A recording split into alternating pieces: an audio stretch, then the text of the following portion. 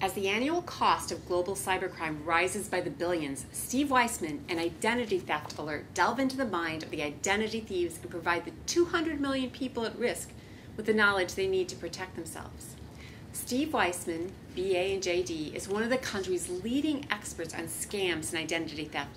He's been featured on CBS, ABC, Fox, NPR, PBS, CNN, CNBC, and The Dr. Phil Show. And he's been quoted in numerous publications, including the Boston Globe, Barron's, the New York Times, Money Magazine, the Washington Post, and the Wall Street Journal.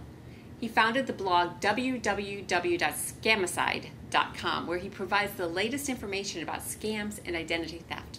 Mr. Weisman's a weekly commentator on scams and identity theft on WGGB TV in Springfield, Massachusetts, and the nationally syndicated radio and television show Big Biz Show.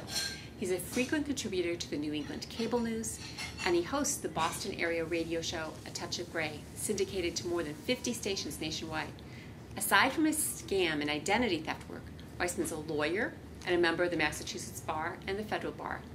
He's been a faculty member at Bentley University since 1998, and he currently serves as a senior lecturer of law, taxation, and financial planning.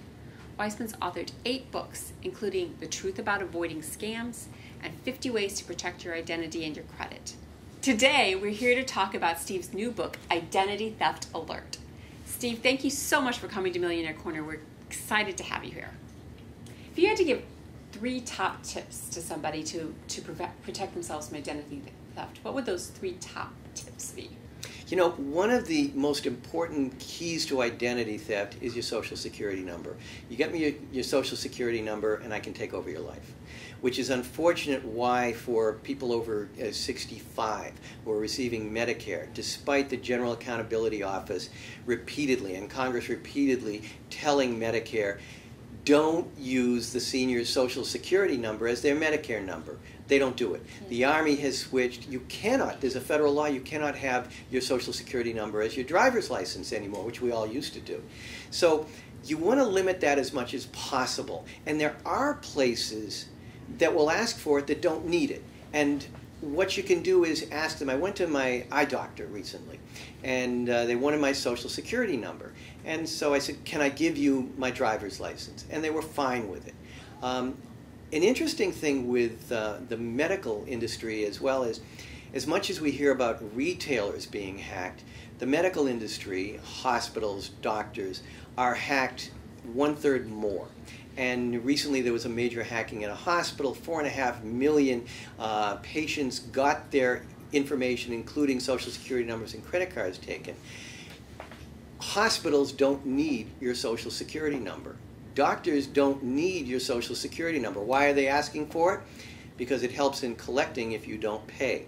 Now, I'm not advising this. You can see this is the but is when the kids do it. My kids invented a word when they were little. The word was, yeah, but. Did you do that? And if you slowed it down, it turned into, yeah, but. Right. So I'm not advising people to do it, but I used to hear a rumor that when you're asked for a Social Security number by a company and they won't take anything but that, give them Richard Nixon's. And there was a number that was floating around the internet, and it is found in my book, Identity Theft Alert. But I'm not telling people to do that. That would be wrong. The Social Security Administration enables people, it's supposed to be laws against it, but it still happens, to do identity theft of dead people. Because as soon as someone passes away, and they have something called the Death Master File. Lord Vader, I think, started this. And it was done so that agencies and companies could find out if someone was dead so that they wouldn't receive benefits that they were supposed to while alive. But it's misused. Anyone can go in there. I've gone in there and get this information.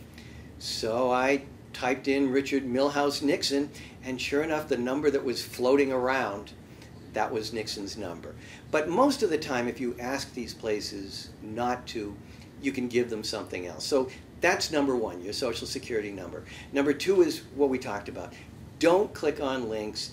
Don't do attachments unless you're absolutely sure that, that you're positive that this is legitimate. And the third one is security software. Now, we think, of course, I have my security software on my computer, and I'm keeping it up to date. And you always have to keep it up to date because Again, not as bad as you think, it's worse. Even when you have the best and most up-to-date security software, they're at least a month or more behind the bad guys. So as the companies figure them out, you need to do their updates. But a lot of people don't have that on their smartphones. They don't have a password. Right. They don't have a good security question. And this was how these celebrity hackings of nude photos was done through hacking of the smartphones. Just recently, yeah. Yeah, and I never like to blame a victim, because victims are wronged people. Do you see a butt coming? But Scarlett Johansson years ago was a victim of this, where nude photos were taken from her smartphone because, again, someone was able to get in there, answer her security question, change her password, boom, they're off to the races. The perpetrator was found. A plea bargain was reached. He was going to get 6 years for this nonviolent crime, and the judge said that's not enough and sentenced him to 10. Scarlett Johansson was another one of the victims because she didn't change this. So you want encryption software on your smartphone, you want security software, you want to keep it up to date. Those three things, should help. A story that I think of often, I taught in the state prison system, as I mentioned before, I started teaching at Bentley University. And I had a student who was doing 2 consecutive life sentences. So when he died, he would start his second life sentence. And I said, Bill, I was always really curious about that. How does that work? He said, so I was curious myself. And he said, and I yelled at the judge, how do you expect me to do 2 life sentences? And he said, he just looked down at me and said, just do the best you can. So that's what it comes down to. We're only as secure as the places with the weakest security. But you do the best you can make the odds a little better. Steve, thank you so much for coming today. It was delightful to talk to you. I encourage you all to read Identity Theft Alert. It's a great book. And go to scamicide.com. Thanks for watching.